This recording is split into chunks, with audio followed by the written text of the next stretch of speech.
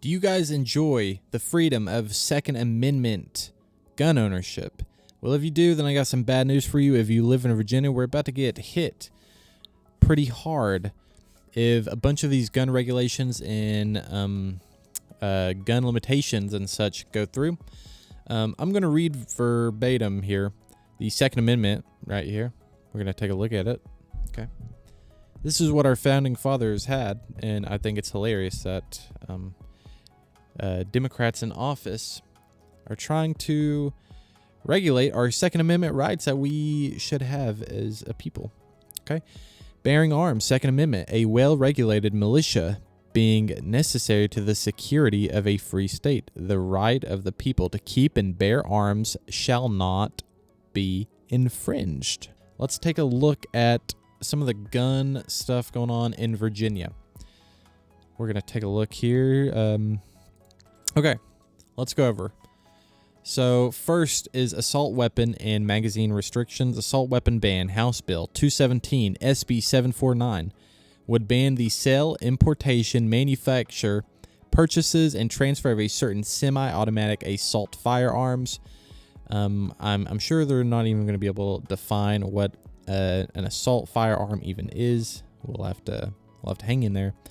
By the way, I will leave the links to all the sources and such in the description below.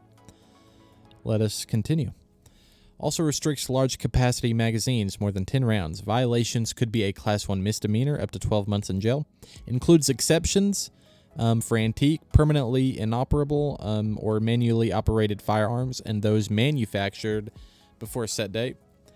This is one of the main pillars of the current session's gun regulations effort, and similar bills have passed the legislature before, only to be voted by Government Youngkin in prior years. A new excise tax on suppressors, House Bill 207, would impose a state excise tax, $500, on the retail sale of firearm suppressors. This comes right after the federal suppressor tax was reduced to zero earlier in 2026. Licensed dealers would collect and remit the tax to the state. Supporters argue it raises revenue and may reduce purchases. Critics say it discourages ownership and increases cost for safety gear. Mandatory waiting periods, House Bill 700, would create a mandatory 5-day waiting period before a purchase may take possession of a firearm after a background check. Violations could be criminalized. That sounds disgusting by itself. So it would create a mandatory 5-day waiting period before a purchaser may take possession of a firearm after a background check.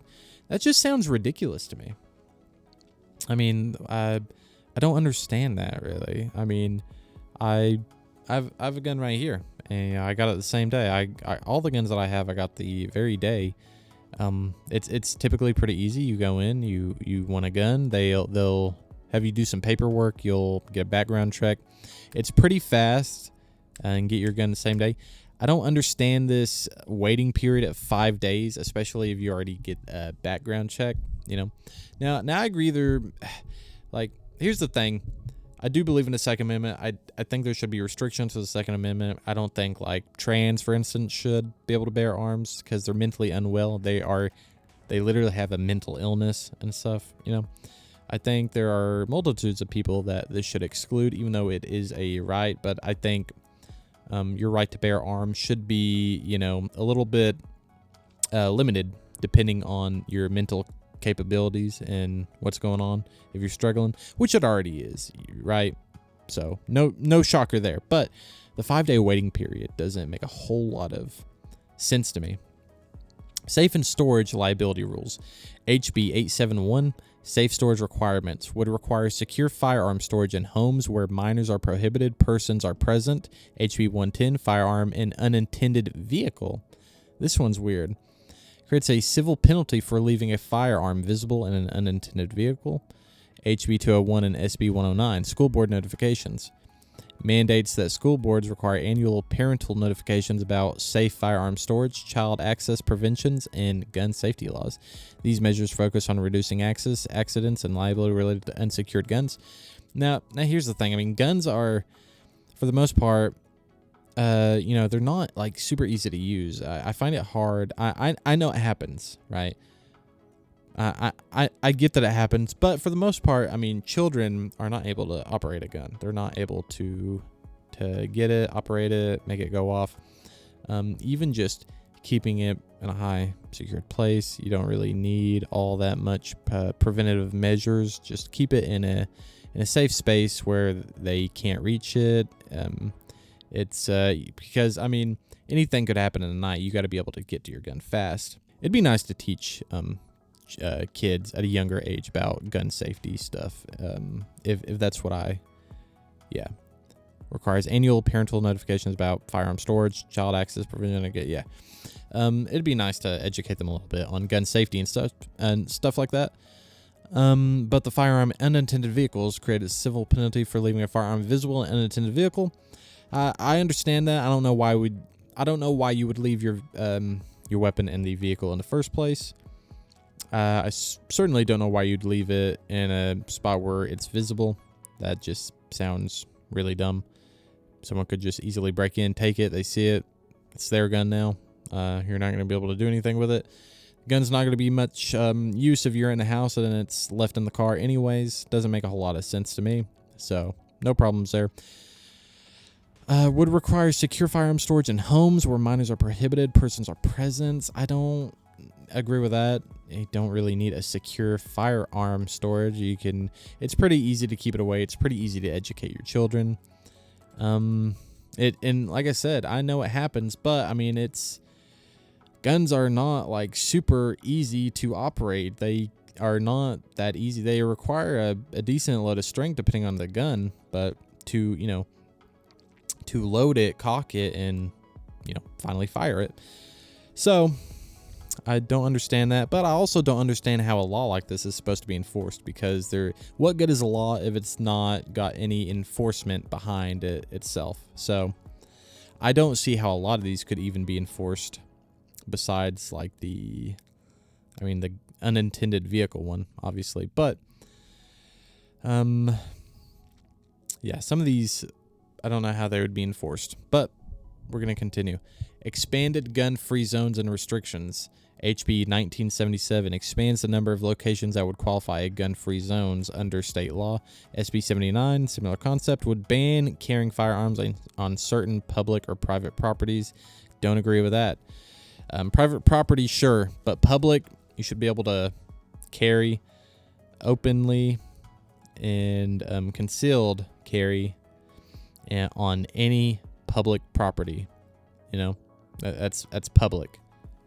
It's public property. If you can film on public, you should be able to carry your gun on public property. Expanded background and red flag type provisions. SB 38 would require more paperwork reporting when a prohibited person transfers a firearm. Other proposals include expansion of red flag style emergency risk protection orders, enabling courts to suspend someone's gun rights and seize firearms based on risk, sometimes before a hearing. Now, I don't.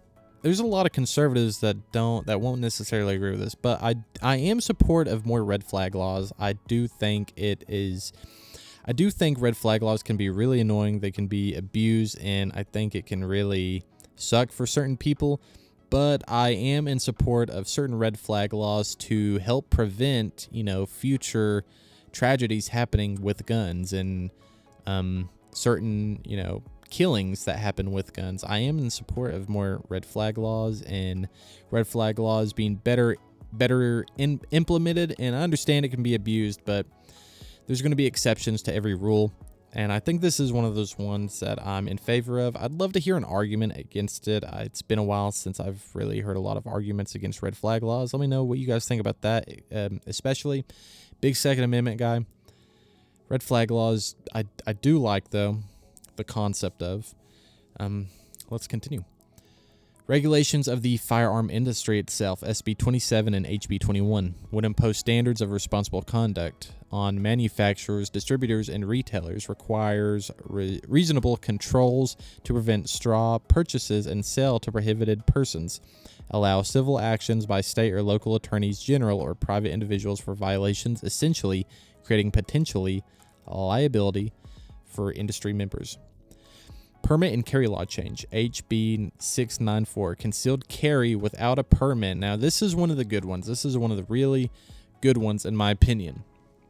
So, this would allow permit eligible individuals to carry concealed without an official permit if they are otherwise legally allowed to do so. HB 540, exceptions in restricted locations, aims to create exceptions to firearm prohibitions for certain protective order victims. So, I like this one in concept. This one is going to be a hard one to get past, though, especially since we got liberals in the office right now. Abigail Spanberger. I don't see this one passing, but this would be an amazing one. This is just what the Second Amendment's all about. You know, I think there's no reason why we need to have a permit. Only thing is, I know it's our right to have to guns and stuff, but I would also like better handling and training on showing people how to properly use guns and how to properly carry them, how to properly conceal carry them, how to utilize them, and just limit all the risk that goes with owning a firearm and having it in public. Waiting period and forfeiture bills. HB 623 allows courts to petition for the return of weapons once used in crime and forfeited. HB 702 establishes a Virginia firearm give-back program, a voluntary firearm surrender and destruction program. Vetoes and delayed bills. In past sessions under Governor Youngkin, Democrats passed many gun control bills that were vetoed, including assault weapons bans, expanded gun-free zones, trigger activator bans, blah, blah, blah. So, with Democrat majority in the House and Senate and a Democratic governor now in office, a number of these proposals have a realistic chance of becoming law during the 2026 session. Abigail Spanberger is definitely going to make it hard for us gun owners. Gun rights activists, including groups like the Virginia Citizen Defense League and the National Association for Gun Rights, are strongly critical of many of these proposals, seeing them as an expansive gun control rather than narrowly tailored safety laws. Which, you know, I agree as well. Some of these laws are going to hurt. Some of these laws, if passed, are going to hurt. It's going to suck. Some of them sound pretty good, but we will see.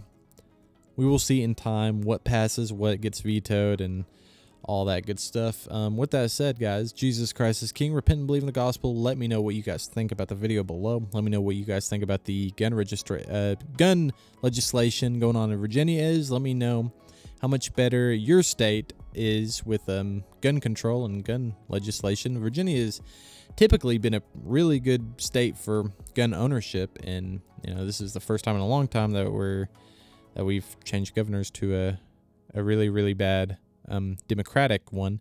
And I fear that our time has come to an end, and we're going to see a lot of negative restrictions on our right to bear arms. Let me know what you guys think below. Repent and believe in the gospel. Hope to see you on the next one. Bye-bye.